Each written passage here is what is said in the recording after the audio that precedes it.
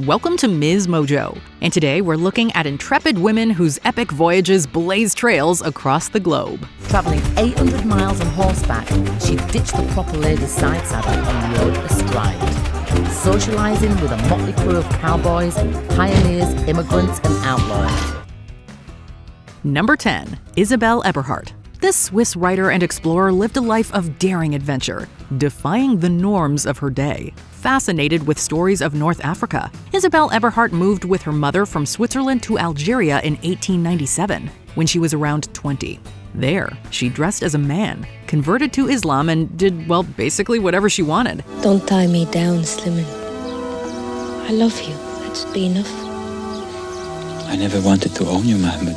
I knew I couldn't even if I had wanted. A friend described her as, quote, drinking more than a legionnaire, smoking more keef than a hashish addict, and making love for the love of making love. French authorities were outraged, deciding she must be an English spy. So what are you going to do about that? Beat them! Eventually, Everheart married an Algerian soldier and wrote for a local newspaper. Sadly, she died at the age of 27 in a flash flood. Through her writing, she has been posthumously viewed as a voice for decolonization. You're all mad. This is going to go on forever. The whole human race marching to destruction under the banner of eternal peace. Number 9. Christina chojnowska-liskiewicz. Where do you want to go? I don't know. Somewhere. Far. Out there. Where? Out to sea. Falling in love with sailing as a girl, Christina chojnowska-liskiewicz went on to study ship construction and become a naval engineer and sailor.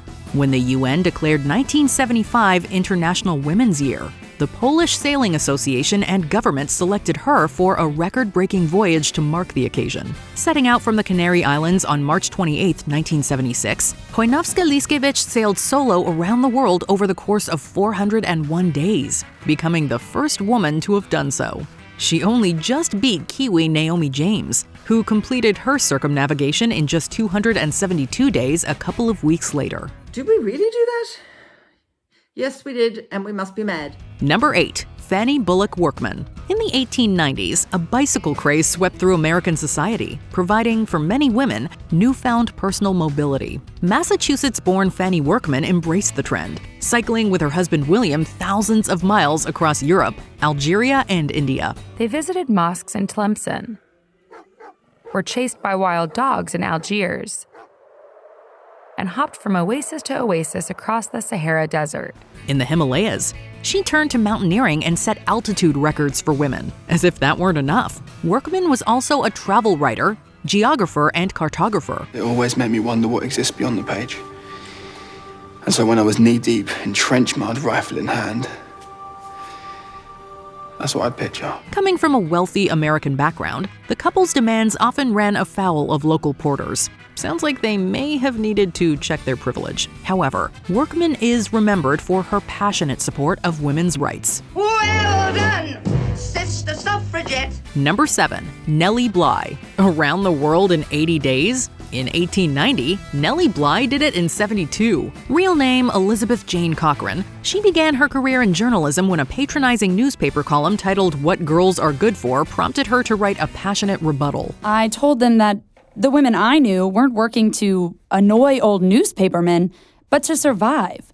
And that it was an outright crime that we were blocked from good jobs simply because of our sex. Under the pen name Nellie Bly, she went on to expose the poor conditions of women factory workers and was relegated to covering so-called women's topics. So she left Pittsburgh for New York, landing a new job and going undercover in an insane asylum. And I'll smuggle it into the asylum so I can faithfully chronicle life inside those walls.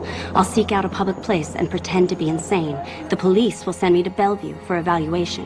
Then after that, it's just a short ferry ride to Blackwell's Island.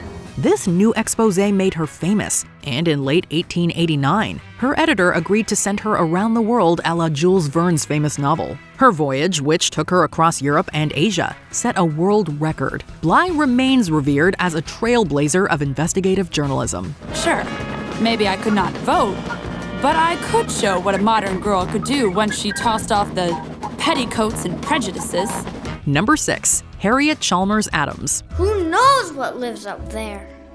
And once I get there, well, I'm saving these pages for all the adventures I'm gonna have. This American explorer traversed over 100,000 miles in her lifetime, deciding to spend their money seeing the world rather than buying a house. Harriet Chalmers Adams and her husband set out on a 3-year expedition to South America in 1900. Dressed in trousers and a man's shirt, Adams visited every country, getting to know local people and their customs. She became a war correspondent in World War I and a writer for National Geographic during continued travels through South America. She also achieved a reputation as a captivating speaker, with her hold over listeners described as, quote, magnetic. At a time when most exploration clubs were male-only, she served as the first president of the Society of Women Geographers, which endures to this day. I congratulate your planning committee on developing an engaging program of topics and speakers, one that should generate much discussion on national as well as global mapping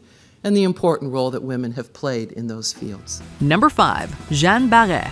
Disguised as a man, French valet and botanist Jeanne Baret became the first woman to ever circumnavigate the globe. Clothes maketh the man. Clearly.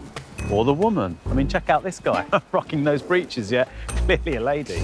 Wait, what? Oh, that's a game changer. Baret was born into poverty and orphaned as a teen, but in her 20s found employment as a housekeeper for naturalist Philibert Commerson. Historians believe the relationship soon became a romantic one. Women were prohibited aboard French naval ships, so when Commerson was invited on a French expedition in 1766, he brought her in disguise. I hear he allows you to continue the practice.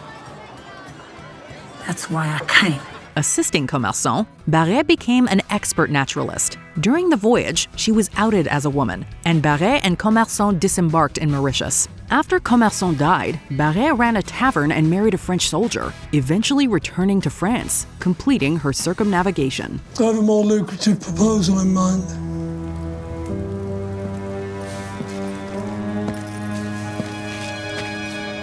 If you're open to it. Get this man a drink. Number 4. Isabella Bird. From childhood, Isabella Bird suffered from health issues, leading doctors to recommend a sea voyage. In 1854, when in her early 20s, she sailed from England to America. It was the first adventure of many. Coming from a life of needlework and teaching Sunday school classes, she landed in the Wild West, a world of swindlers, scoundrels, desperados, and whiskey addicts. Becoming a famous author and explorer, she embarked on journeys around the world, entangling herself with a one-eyed outlaw in the Rocky Mountains and traveling extensively through Asia. She was fond of capacious Chinese dresses, so she could conceal a revolver in case of trouble. At 60, she studied medicine and founded a hospital named after her late husband in India. Bird became the first woman to become a Fellow of the Royal Geographical Society and continued to travel right up until her death at 72. She was granted private audiences with the King and Queen before war forced her to flee the country.